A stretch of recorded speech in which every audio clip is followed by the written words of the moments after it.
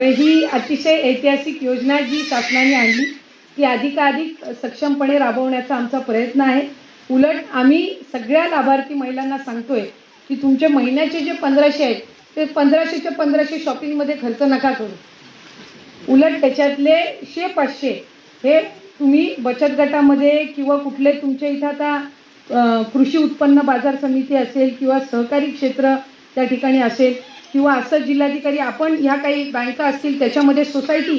Form करून जर एकत्रितपणाने तुम्ही त्याचं चांगल्या पद्धतीनं त्याचा आपण ते जर आपण जमा करत राहिला दर महिन्याला जे काही लाभ येतो त्याचं 100-500 तर तुम्हाला पुढच्या कालावधीमध्ये कधीही एका विशिष्ट रकमेची गरज लागली तर तुम्हाला त्याच्यातून लोन असेल किंवा ती रक्कम असेल ती प्राप्त होऊ शकेल। नाहीतर आम्ही ज्या ज्या वेळेला लाभ वितरित करतो त्याच्या आधी तर आमच्याकडे शहरातले सगळे व्यापारी येतात की लाडकी बहीणचा लाभ कधी म्हणजे भगिनींपेक्षा लाडक्या बहिणींपेक्षा व्यापारी जास्ती विचारतात।